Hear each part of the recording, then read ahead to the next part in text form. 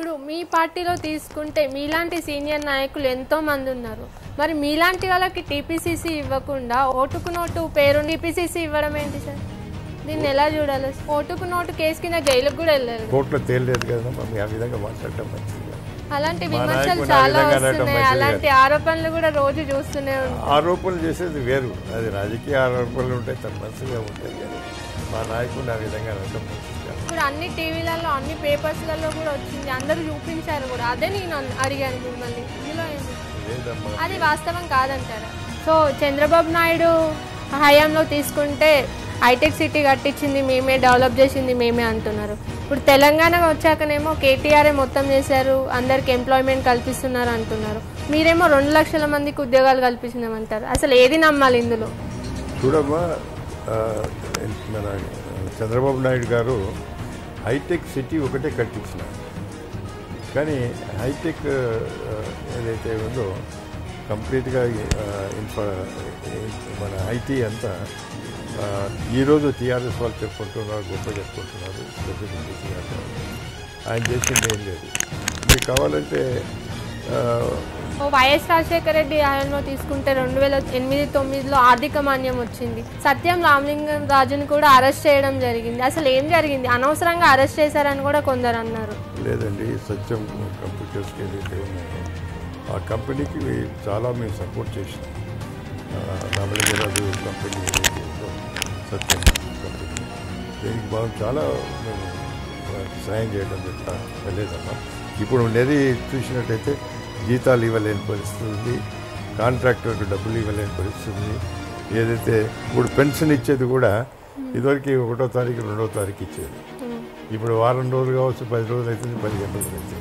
రైతులకు రుణమాఫీ చేశాము అంటున్నారు, కానీ నాగార్జున సాగర్ తీసుకుంటే అప్పుడు క్రాప్ హాలిడేస్ కూడా ఇచ్చింది మీరే. మరి ఎడమ కాలువలో హెచ్చు తగ్గులు ఉన్నప్పటికి కూడా నల్గొండలో టైగర్స్ ఉన్నారు కాంగ్రెస్ పార్టీలో అంటారు. కానీ వైఎస్ రాజశేఖర రెడ్డికి ముందు మీరు భయపడే వాళ్ళని కూడా టాక్ వచ్చింది కదా, మరి దీనికి ఏం చెప్తారు? లేదండి, మాకు దగ్గర స్నేహితుడు కూడా రాజశేఖర రెడ్డి గారు తెలంగాణలో ఎక్కువ, ఆయనకు మంచి స్నేహితుడు ఉన్నారు, ఫాలోవర్స్ ఎక్కువ ఉన్నారు, ఎక్కువ లీడర్స్ ఆయన ఎంత ఉన్నారు. అదేవిధంగా మీరు చూసినట్టయితే కొంత వ్యత్యాసం ఉండేది.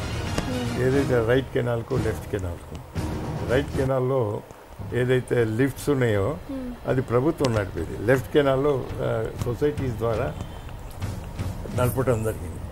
దాని తర్వాత కొంత మేము మార్పు తీసుకొచ్చినాం. తర్వాత కొన్ని లిఫ్ట్స్ అన్ని గవర్నమెంట్ తీసుకోవటం.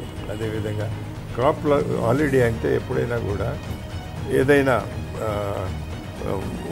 నదుల్లో నీళ్ళు లేకపోతే, డ్యామ్లో నీళ్ళు లేకపోతే డెఫినెట్గా రైతుల కోసం కరెంట్ ఇచ్చాను అంటున్నారు. సరే, మరి కరెంట్ ఇచ్చారు కానీ వాటర్ ప్రాబ్లం వచ్చి అసలు వర్షాకాలం వస్తే తప్ప మిగతా టైంలో వాటర్ లేక చాలా ఇబ్బంది పడిన పరిస్థితులు చూసాం మనం రైతులకి. మరి దీని గురించి ఏం చెప్తారు? చూడండి, రాజశేఖర రెడ్డి గారు జలయజ్ఞం మీద అన్ని ప్రాంతాల్లో, రాయలసీమ కానీ కోస్టల్ ప్రాంతాలు కానీ, ప్రత్యేకంగా తెలంగాణలో ఉండబడిన ఎడారి అటువంటి ప్రాంతాల్లో కూడా నీళ్ళు తీసుకొచ్చింది.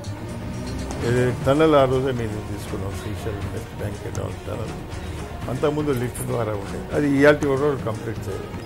ఓ 10% కూడా ఈరోజు డబ్బు పెట్టి జలయజ్ఞం ధనయజ్ఞం అని కామెంట్ చేసిన వ్యక్తే ఇప్పుడు టీపీసీసీగా చేస్తున్నారు. మీరే దాన్ని ధనార్జన కోసం వాడుకున్నారని కూడా కామెంట్ చేశారు. అలాంటి వ్యక్తి ఇప్పుడు ఒంటి చేతితో కాంగ్రెస్ పార్టీని నడిపిస్తున్నారు. మరి దీన్ని ఎలా చూడాలంటే? చూడండి అమ్మా, పొలిటికల్గా ఎన్నో కామెంట్స్ అవుతుంది రాజకీయంగా. ఆ రోజు ఉండబడిన పరిస్థితి వేరు, ఈ రోజు ఉండబడిన పరిస్థితి. సో మునుగోడు ఎలక్షన్స్ అయ్యే వరకు ఇక్కడే ఉంటా అని మీరు కన్వీనియర్గా చేస్తున్నారు కదా, మరి ఇప్పుడు ఇది మీకు మునుగోడుకి అసలు సంబంధం ఏంటి? కేవలం కోమటిరెడ్డి బ్రదర్స్ మీద కోపమేనా? లేదమ్మా, నాకు పార్టీ ఒక బాధ్యత చెప్పిన, పార్టీ ఏ బాధ్యత చెప్పినా కూడా నేను చేయాల్సిన ఒక కార్యకర్తగా, అందులో క్రమశిక్షణ గల నాయకునిగా నేను ఉన్నాను కాబట్టి వాళ్ళు నాకు బాధ్యత చెప్పిన బాధ్యత నిర్వర్తించాల్సిన క్రమశిక్షణ గల నాయకులు కదా మీరు అంటున్నారు కదా. మరి ఇప్పుడు కోమటిరెడ్డి రాజగోపాల్ రెడ్డి రాజీనామా చేసినప్పుడు అక్కడ మున్గోడులో సభ పెట్టినప్పుడు అద్దంకి ఇష్టం వచ్చినట్టు మాట్లాడితే ఎందుకు ఆపలేకపోయారు? అందరూ చప్పట్లు కేరింతలు తప్ప అసలు ఎందుకు ఆపలేదు? అది పిల్లలు కొట్టారమ్మా చప్పట్లు. అది గురించే రియాక్ట్ అయిన తర్వాత ఆయన రియలైజ్ క్షమాపణ చెప్పారు. ఒకసారి కాదు, 2 సార్లు క్షమాపణ చెప్పారు. అంటే ఇంకా మీ పార్టీలో మిగిలింది సీఎం రేస్ క్యాండిడేట్స్ ఏనా మరి? మా దగ్గర నాయకులు కూడా ఉండొచ్చు కానీ క్యాడర్లు ఉండేదన్న ఇవాళ కూడా కార్యకర్తలు చాలా గట్టిగా ఉన్నారు. అందుగురించే మాకు బేస్ ఉంది. నాయకులు స్వార్థం కొరకు పోయించవచ్చు, వాళ్ళ స్వార్థం కొరకు. 99 ముందు కోమటిరెడ్డి బ్రదర్స్కి ఏముందని మీరే అన్నారు. మరి వాళ్ళు ఈ స్థాయికి రావడానికి కాంగ్రెస్ పార్టీ పాత్ర ఉందా, లేకపోతే కాంగ్రెస్కి వీల్ ప్లస్ అంటారా? చూడమ్మా, కాంగ్రెస్ పార్టీ చాలా పెద్ద పార్టీ అమ్మా. ఒక సముద్రం అవసరం పార్టీ. దాంట్లో చిన్న చేపలు ఉంటాయి, పెద్ద చేపలు ఉంటాయి, అన్ని చేపలు ఉంటాయి. కానీ సముద్రం ఎప్పుడు ఎండిపోదమ్మా, అర్థమైందా? వస్తుంటారు, పోతుంటారు. కోమటిరెడ్డి బ్రదర్స్ గురించి ఎంత తక్కువ మాట్లాడుతుంది, అంత మంచిది. అది గురించి నేను ఎప్పుడు కూడా మాట్లాడే కాదు. ఎందుకు తలకాయ నచ్చిందనుకుంటున్నాను. ఇప్పుడు ఎక్కడ చూసినా కానీ అంతర్గత విభేదాలే ఎక్కువ ఉన్నాయి కదా, వేరే పార్టీ వాళ్ళపై పోటీ చేయడం. ప్రధాని కాబోయేవాడు ఈరోజు మనం బీజేపీ చూస్తున్నాం. ఇప్పుడు భారత్ జోడో యాత్ర అంటే భారతదేశం ఒకటే అనే ఆలోచనతో భిన్నత్వంలో ఏకత్వం ఏ విధంగా ఉందో అందుగురించే ఆయన అన్ని రాష్ట్రాల్లో తిరుగుతున్నాడు, అందరినీ కలుస్తున్నాడు. మీ పార్టీ వాళ్ళు నోరు తెరిస్తే టీఆర్ఎస్ వాళ్ళు బీజేపీ వాళ్ళు డబ్బులు పంచి గెలుస్తున్నారు అంటున్నారు. మరి 60 ఏళ్ళు పాలించిన మీ దగ్గర డబ్బులు లేవా? ఆ షాప్తో వెంటగెళ్తున్నారు ఎందుకు?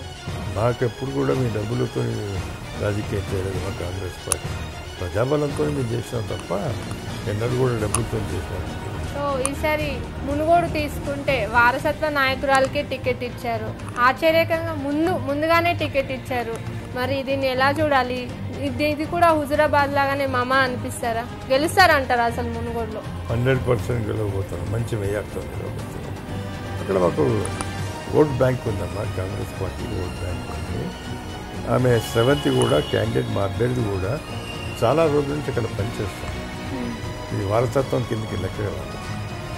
మీ సముద్రం లాంటి పార్టీలోనే కోవట్లు ఉన్నారని ఒక వర్గం బీజేపీకి, ఒక వర్గం టీఆర్ఎస్కి సపోర్ట్ చేస్తున్నారు. నిన్ననే షర్మిల కూడా జగ్గారెడ్డి కేటీఆర్కి పనిచేస్తారని కూడా అనింది. మరి దీని గురించి ఎలా అంటే అసలు ఇవి మీ దృష్టికి వచ్చాయి? అసలు చూడమ్మా, జగ్గారెడ్డి కూడా మునుగోడులో కాంగ్రెస్ పార్టీకి పనిచేస్తున్నాడు. ఆయన నియోజకవర్గంలో ఆయన పనిచేస్తున్నాడు.